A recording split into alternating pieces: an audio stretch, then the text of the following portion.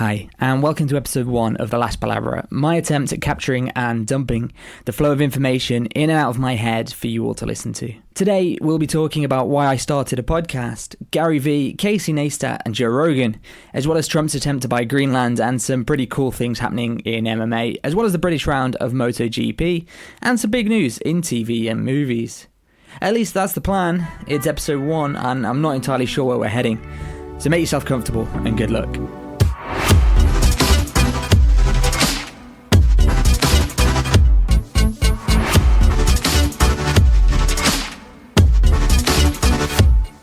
Thanks for tuning in to what will hopefully be the first of many auditory brain dumps, as I take you on a journey of sound through what's going on in my head and in my life. I'd like to start this week's episode by talking a little bit about why I decided to do a podcast, and then follow on with some of the things going on in and around the world, and my world. For some years, I've been going on about starting a vlog. I'm going to do a vlog, I'm going to film a vlog. I kept telling my wife Patry that I was going to do it this week. This week, I'll film a vlog, but I didn't. I don't know why I got so set on vlogging.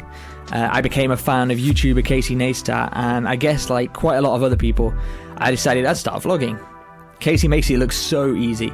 He goes out in his awesome and interesting life in New York and films a day of content, edits it, and uploads it every damn day. I saw that and I thought, hey, I can make videos. That's what I do. All I have to do is film myself going on about my life, talking to my camera just like Casey, edit it, and upload it. Exactly like Casey Neistat does. Easy, right? Wrong.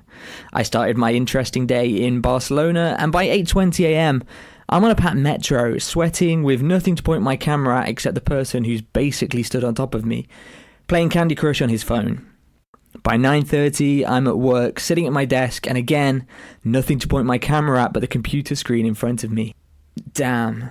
And that's it really until about 6 p.m. when I'm back being stood on in the metro on my way home, where I crash in front of Netflix, and nobody wants to watch me watch Netflix. And so that's that. The vlogging idea, Casey, as much as I love it, as much as I want to just keep shooting and uploading, is out. Podcasting, however, now that's something that's been floating around my brain for some time. I've always been a fan of the medium, I like talking, and I'm a known waffler. I've produced radio, recorded voiceovers, and I have the basic audio gear to get going, so why not? That was in 2011.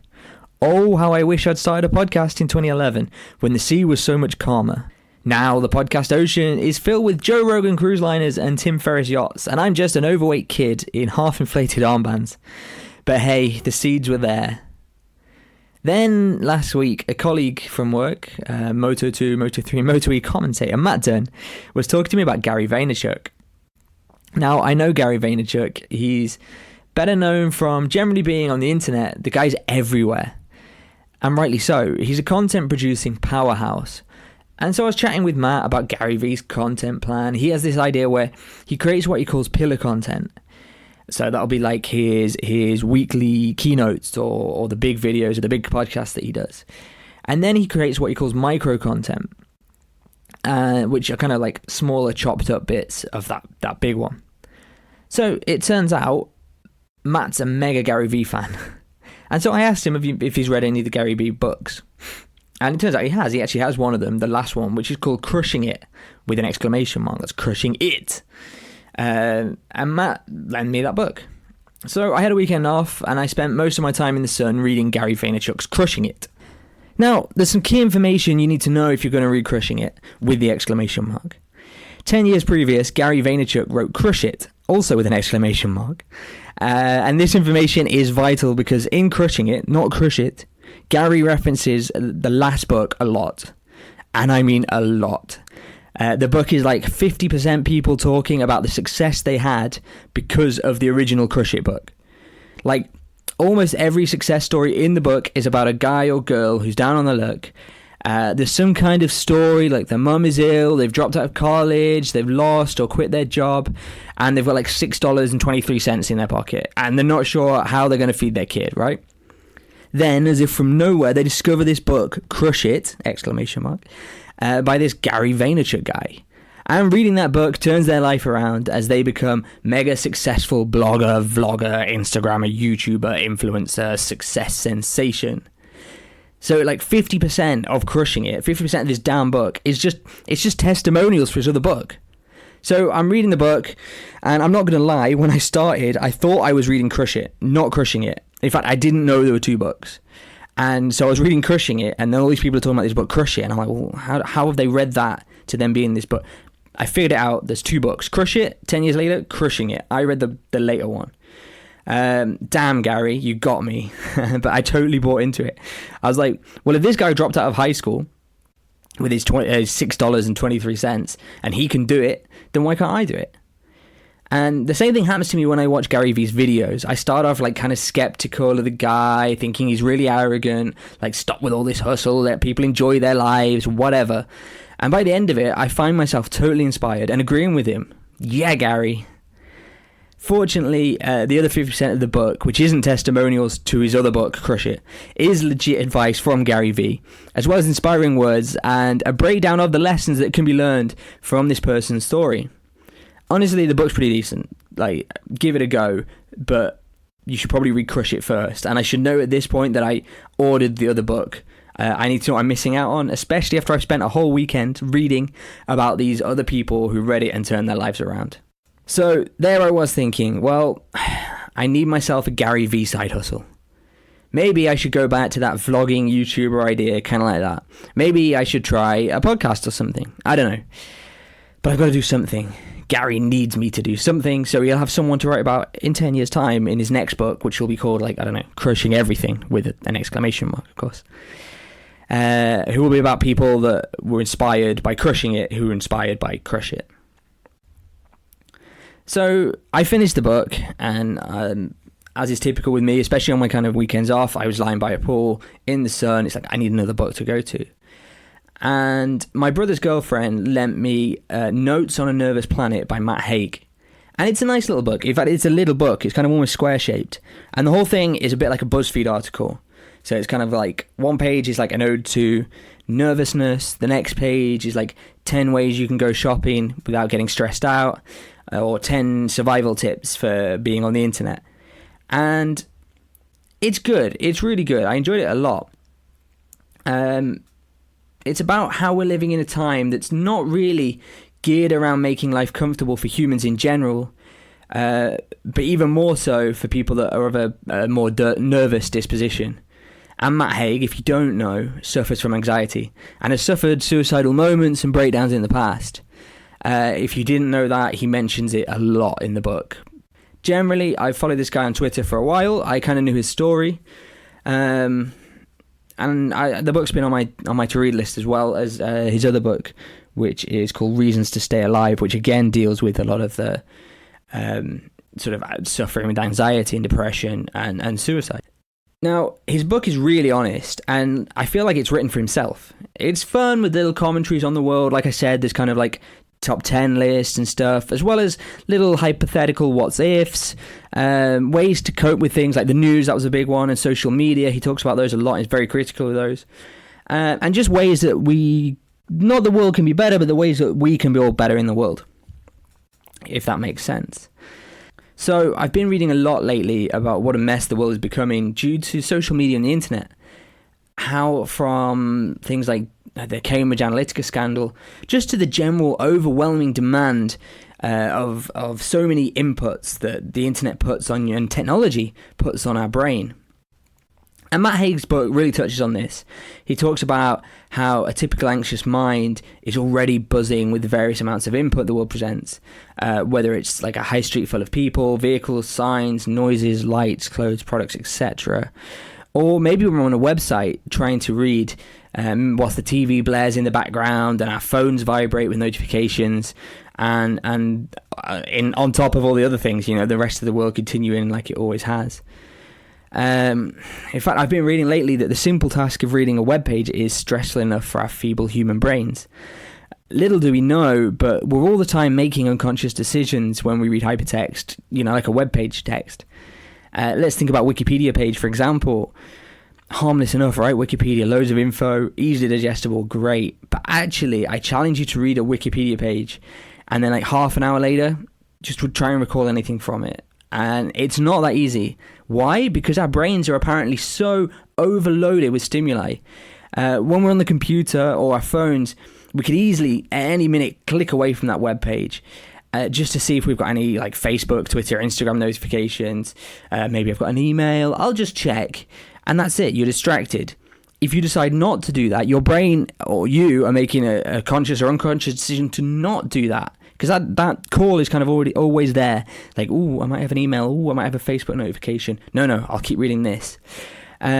Just talking about it, I bet you're thinking about checking your notifications now. Overcome that urge. But that's a conscious decision. Or even if it's not a conscious decision, it's a decision you're putting on your brain to not look away. And then on top of that, the text on the Wikipedia page is overwhelming. Every other sentence, there's a link to another Wikipedia page. Great, you think. More information pouring into our brains so fast we can barely process it. If you decide to click it, that is. If you don't, your brain is still wrestling with the decision of whether to click it or not, just like it's still wrestling with whether to look at you've got a notification or not.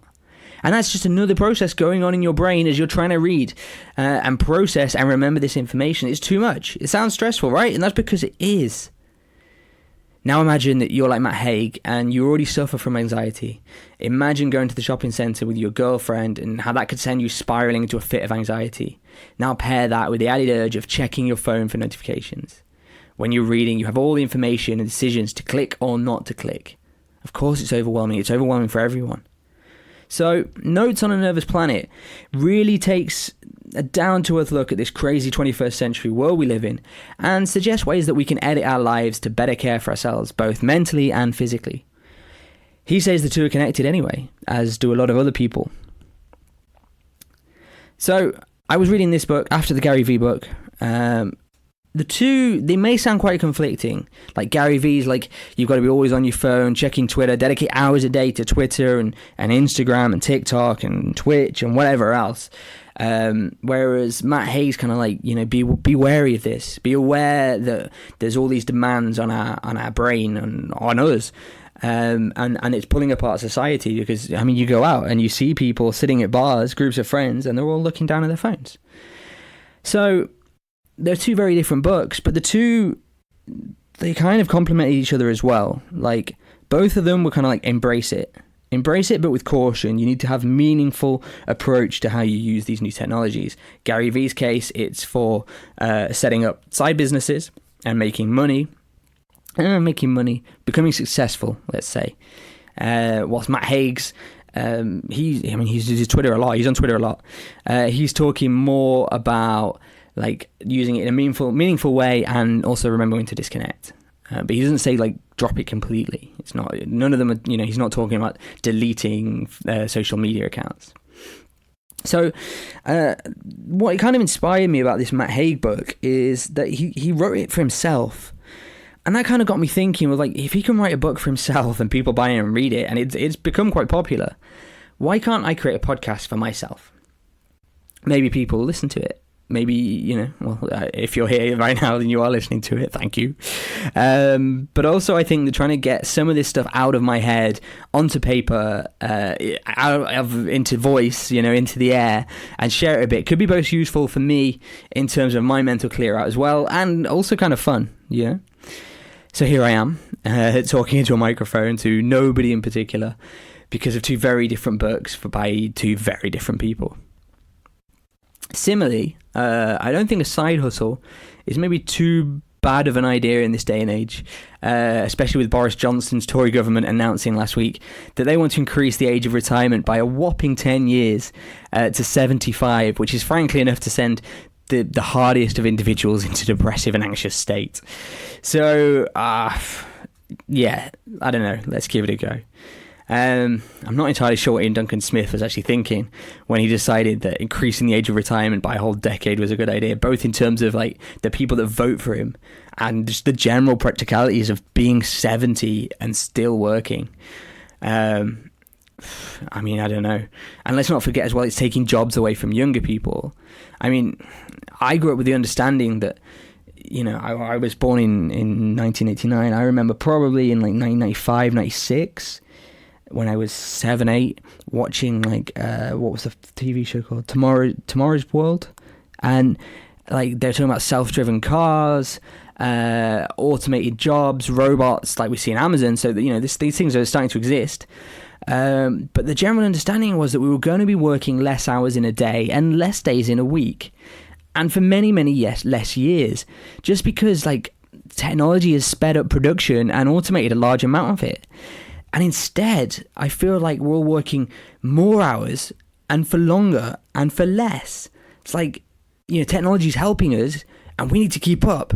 You know, a lot of us have got email and stuff, and we're always connected on our phones, even when the workday is finished. And it just adds to the kind of the stresses and the anxieties that Matt Haig talks about in his book. Also, you know, this Ian Duncan Smith, Boris Johnson plan of working till you're 75, I just don't see how they can see it as sustainable. It's just beyond me. That people remain in jobs until they're 75, whilst 18-year-olds continue to enter the job market, which is just ever declining. There's some math here that really doesn't add up. Personally, I think we need to embrace automation, and the more we can automate, the better. And then we need to find a way of just making sure everyone gets fed and has shelter and is comfortable in life. Because all of these things, you know, it's 2019. All these things are available to us if we just have a bit more of a better redistribution of things. So that was kind of the big news in British politics last week, which makes a change from Brexit, it has to be said.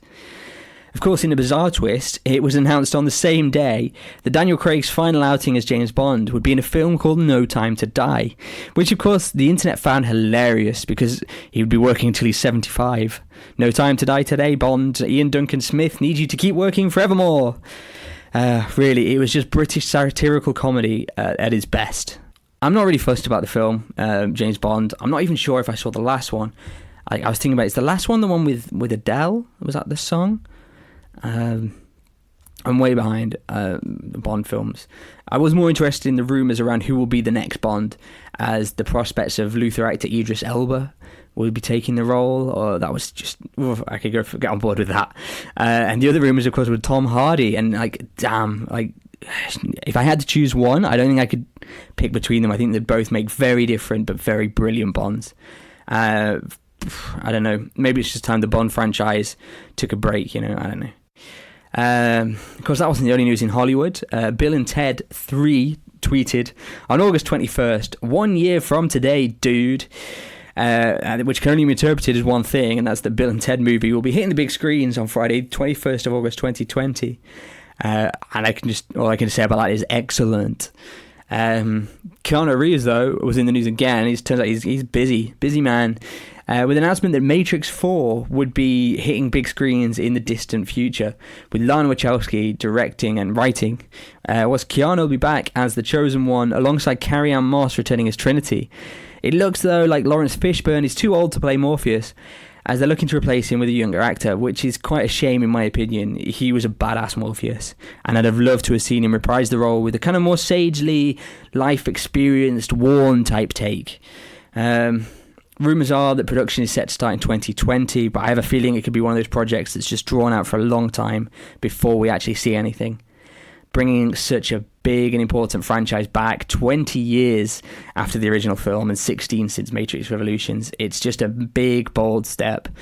And I'm sure both Wachowski and Warner Brothers and Keanu Reeves are very, very keen to do right by the fans. We could talk about and speculate all day about the plot, but we know that it'll question reality, and if, you know, the sort of big questions that they threw up before, like, are we living in a simulation? And actually, this is something we see a lot more now. More and more people arguing that we are, like Elon Musk and the likes. So, I don't know, maybe it could raise some pretty big and relevant questions now. I, for one, am very excited at the prospect of another Matrix movie. Now, I watched Series 1 of Better Call Saul, and I think I watched a bit of Series 2, but I pretty much lost interest in it. And so I was pretty surprised to see in the news the other day Bob Odenkirk talking about Season 5 of Better Call Saul, so it must have a pretty solid fan base. I seriously thought it had been cancelled, but apparently not. It's still going on Netflix as well. Bigger news, however, was that he claimed that Breaking Bad creator Vince Gilligan is not only shooting a Breaking Bad movie, but it's actually completed. A freaking Breaking Bad movie. This must be one of the best kept secrets in Hollywood at the minute, or at least it was up until Bob Odenkirk spilt the beans. The prospect of a feature-length Breaking Bad film does all kinds of things to me. I can't wait. Odenkirk said, I don't know what people know and don't know, when he was talking to the Hollywood Reporter. He says, I find it hard to believe you don't know it was shot. They did it. How is this a secret? But it is. I mean, how is it a damn secret up till now? They've not only gone into production, but they've shot it all. It's amazing. And how's Reddit and Twitter not been ablaze with this? Someone's been sitting on this very, very carefully and done a very good job at keeping it secret. Wow. I guess with all the other series, maybe on Netflix and HBO, so we've just forgotten how goddamn awesome Breaking Bad was. But I mean, fuck. Imagine being the guy that gives that secret away. It's been so well hidden that nobody knew. Just for them, Bob Odenkirk to talk to the Hollywood Reporter and blab about it when doing an interview for season 5 of Better Call Saul, a series that I thought had been cancelled. Damn. Apparently, the Breaking Bad movie. Well, in the time it took me to kind of process all of this, that Netflix and Breaking Bad launched a damn trailer that say that the Breaking Bad movie called El Camino will be out in November. And it looks from the trailer and from the kind of speculation that it'll be focusing on Jesse's life post Walter White. Honestly, I hope even through some cheap and easy flashbacks or something that we get a bit of Bryan Cranston in there, because I can't imagine a Breaking Bad movie without an appearance of Walter White. Heisenberg, he's got to be in it. Fingers crossed we get some more news, another trailer soon, because I'm just so damn excited about it. Roll on November. Other Netflix news, BBC news, I guess. Peaky Blinders started in the UK last weekend, season 5, episode 1. It's not here in Spain till it hits Netflix in October, I think. So I'm just going to brush over that. Please keep that a secret. Don't spoil it for me. I'm so excited for that as well. So other TV news, the D23 Expo, the big Disney convention where they announce a bunch of new stuff. They brought us a trailer of the long-awaited Mandalorian series, which is focusing around Boba Fett, I think it is, from the original trilogy. And honestly, it looks so good. The trailer is amazing. There's a scene, it looks just so gritty and not Disney, and not even LucasArts.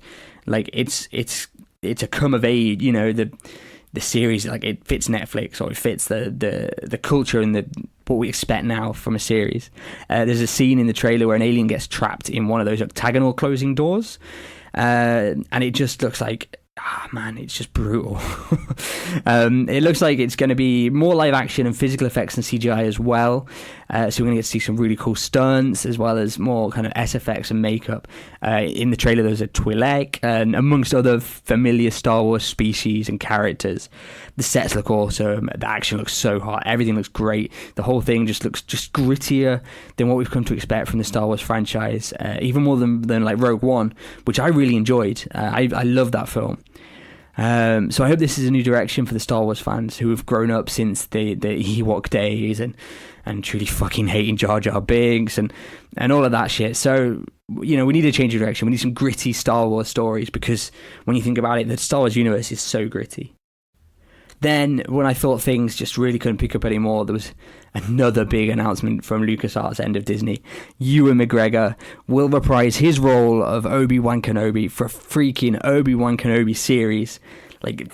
Man, Ewan McGregor's back as Obi-Wan. That's so cool.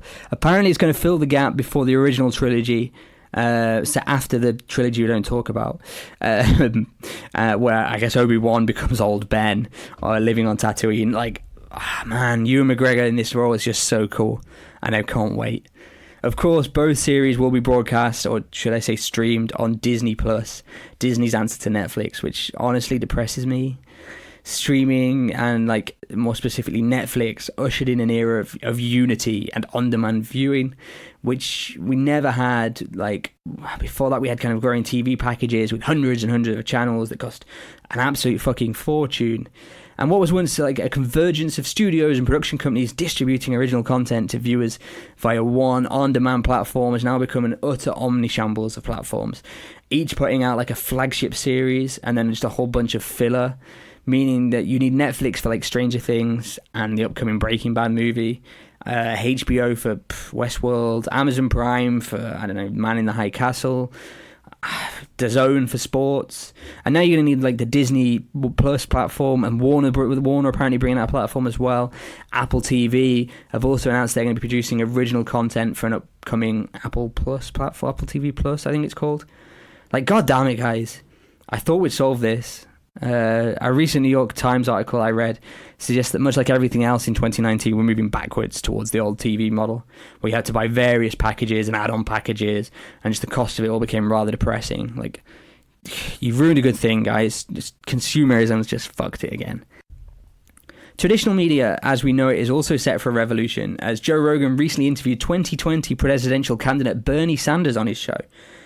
Now, this is something of a left field move, as Rogan has come under fire a lot recently for having a far-right fan base and platforming far-right attitudes and stuff. Something that I think regular listeners to his show will know is largely untrue. Like, I get it, and I've seen his fans, but I don't think he does promote right-wing attitudes.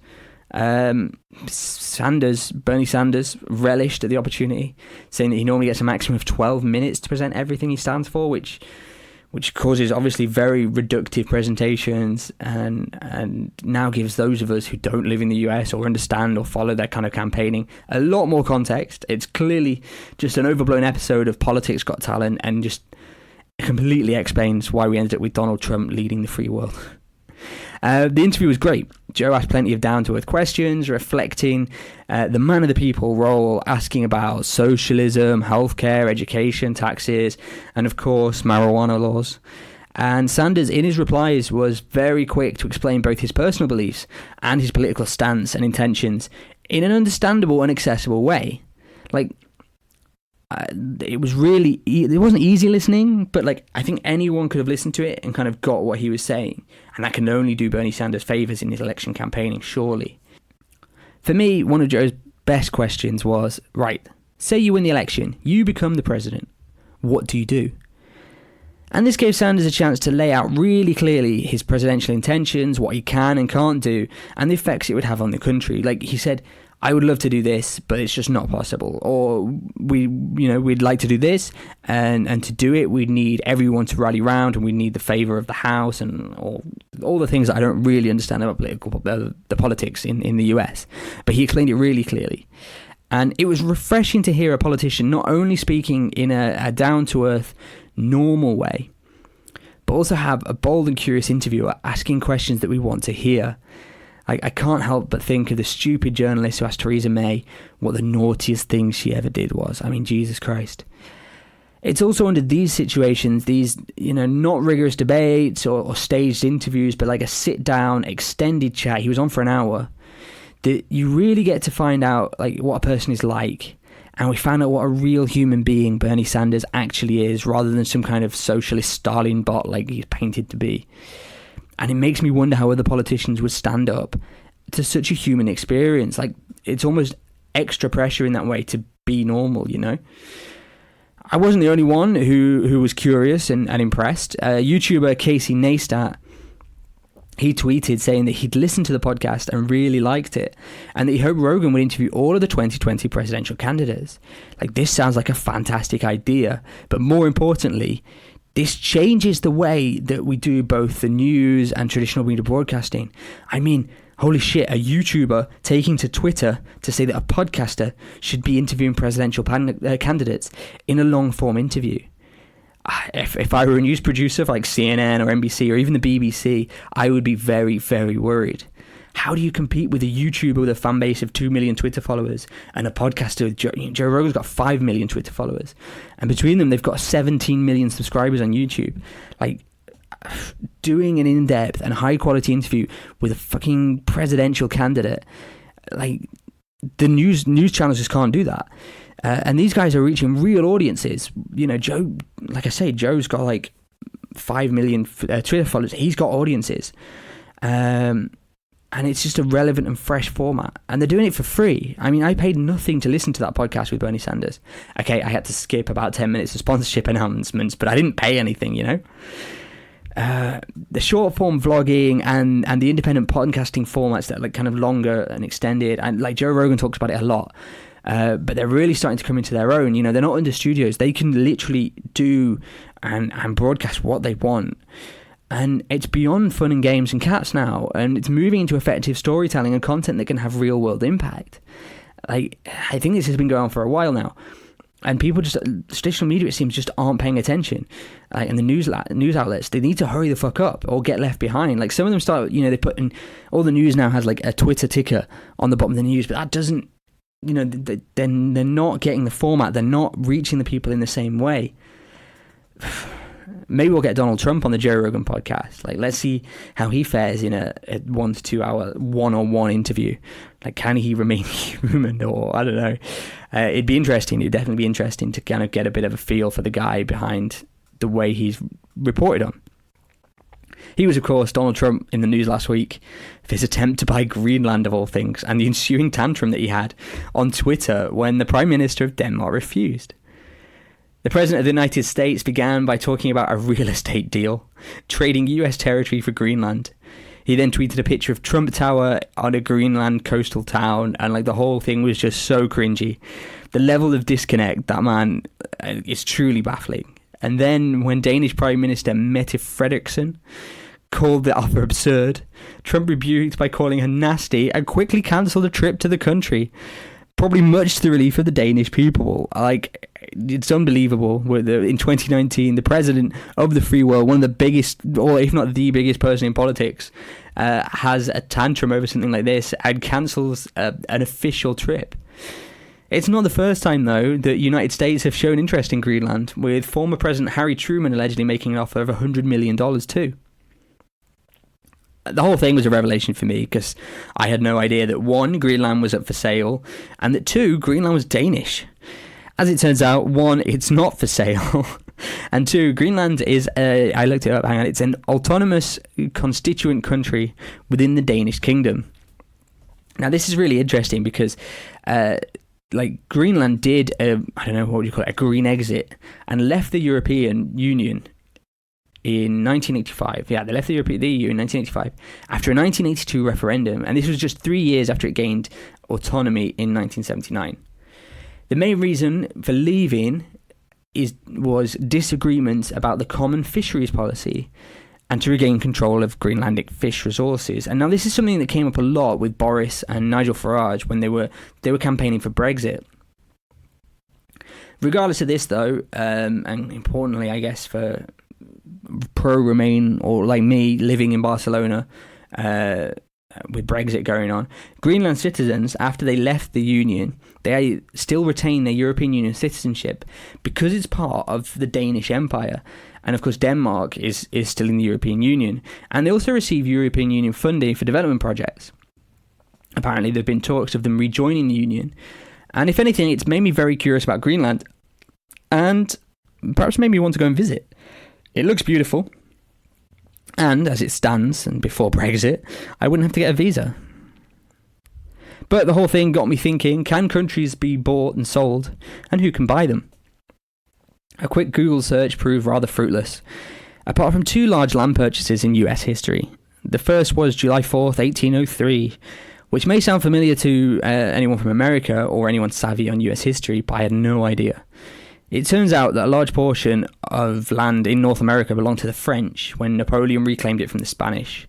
Louisiana, which basically runs down the center of the country, from Montana and North Dakota, right down through to New Orleans at the southern border, passing through Nebraska, Colorado, Kansas, Missouri, Oklahoma.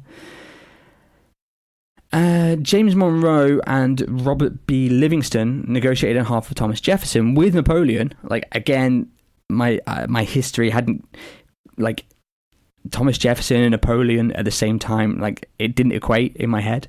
Anyway, they negotiated to purchase the plot of land for around $18 per square mile, which I think worked out about a total of $15 million, which is a rough equivalent of $300 million today, which, like, is frankly pocket money for Trump and, like, Jeff Bezos.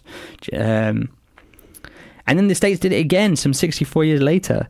President Andrew Johnson was in the property market, negotiating with Russian Emperor Alexander II, who also happened to be the King of Poland and the Grand Duke of Finland, like a busy man. The Emperor come King come Grand Duke was something of a progressive, also known as Alexander the Liberator, after he freed the serfs and also promoted elected judges, higher education, and devolved governmental powers, as well as abolishing capital punishment. This is, of course, the Alaska Purchase, where President Johnson bought 586,412 square miles, Alaska, for $7.2 million, an equivalent of $109 million today. So perhaps Trump was channeling Presidents Jefferson and Johnson when he thought he could make a purchase on Greenland. In fact, though, as recently as 2014, land has been sold from one nation to another, although this one is a tale of a more pressing issue. Kiribati President Anote Tong arranged to buy 20 square kilometres of a Fiji island from the Church of England for a modest sum of $8.77 million in 2014. Sadly, though, this purchase was for the good of his people, as Kiribati looks set to be one of the first nations to be lost to climate change. The population of around 110,000 people,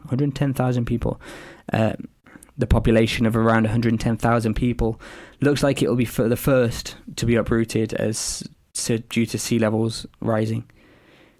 The population of around 110,000 people looks like it'll be the first to be uprooted due to sea levels rising, as the country is just a series of atolls and low-lying islands. They're not the only ones, as Maldives have also considered buying land in India or Sri Lanka. Perhaps, sadly, the future of land purchases will be reserved for climate refugees rather than Trump Towers.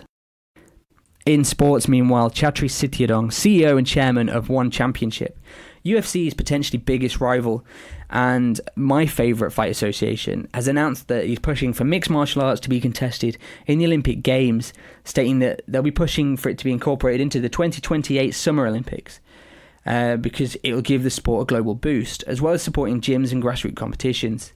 In fact, he points out that all the elements of MMA are already in the Olympics: boxing, taekwondo, karate, judo, wrestling. Obviously, the absence of Brazilian Jiu-Jitsu still persists in the Olympic Games, sadly. So MMA would be a good logical progression.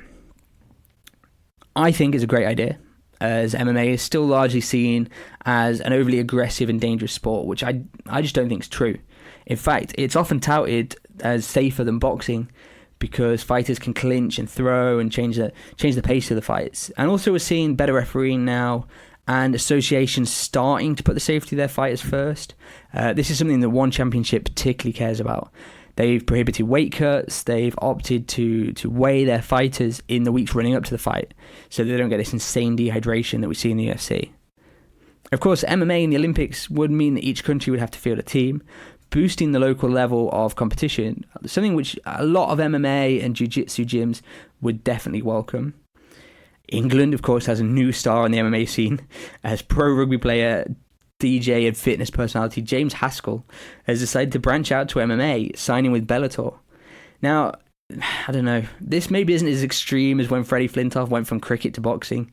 Haskell's already pretty hench, and he's got no qualms with getting physical, as we've seen on the rugby pitch. Also, he's got this professional athlete mentality and work ethic, and it looks like he's being supported by some of the sport's best and most willing coaches, as he's training in London's Shoot Fighters gym, and is apparently been linked to British fighter Michael Page as well. I met Michael Page. He's massive. Like, his hands were the size of my head. Haskell is slated to make his debut in 2020, so we'll see how he gets on next year. Like, I'm looking forward to it. He's a great guy. I follow him on Instagram. My only concern about these kind of things is, like, celebrities who pivot into other sports. It's just that the success that they get with, like, little to no effort. Haskell's not yet stepped into an octagon, but he's already signed with a major pro player.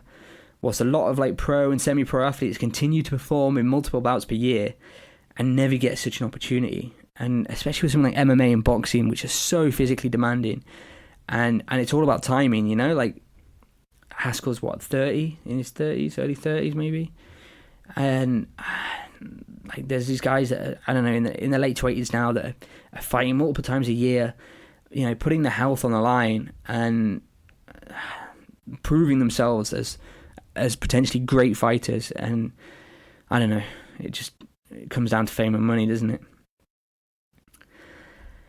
And finally, the British Grand Prix, which happened this weekend. Thank God the sun shone at Silverstone. Last year was just one of the longest days of my life, sitting in the office, just sitting watching Twitter, watching the rain fall on TV, hoping that something was going to happen. This year it was nice. It was sunny. We had some, you know, the height was good. There was some fast laps being put in. Qualification was very tight.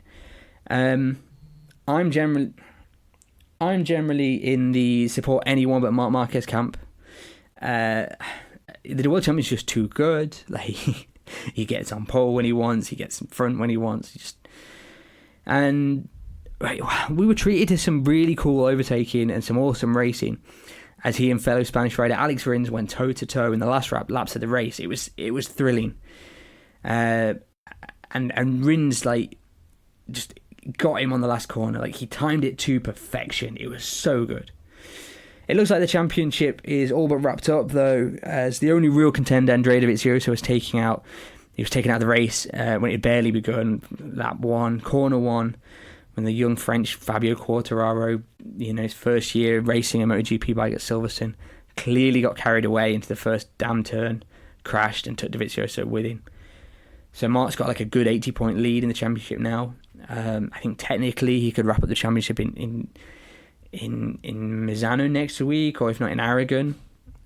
More realistically, it's probably going to be Thailand, but definitely by Japan it's all going to be wrapped up, which is a shame. I wanted the championship to go down to the wire a bit more this year. Still, it was a thrilling race, down to the wire, and it was refreshing seeing someone worthy like Alex Rins step up and take on Marquez and win. This guy, he took on Rossi in a final lap battle in Texas, and now he's done it with Marc. He's not been in it long. He's been in it long enough. He's been in, he had success in Moto3, Moto2. He's been in MotoGP for a few years now, but he's still kind of up and coming, and he's got 2 victories now, and so maybe next year we'll have a bit more of a fight. I really hope so. I really hope the likes of Alex Rins are there as well. It's not just this year. It's just been Dovi and Marquez, which has been fine, but I just want a bit more from some other riders. And then, of course, I couldn't finish without mentioning the cricket. If you follow British cricket, we won the World Cup. We're now in the Ashes Test Series, and the Test match last weekend was just thrilling.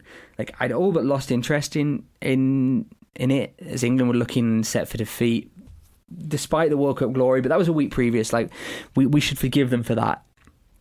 But it was a kind of sporting drama that only Test cricket can give.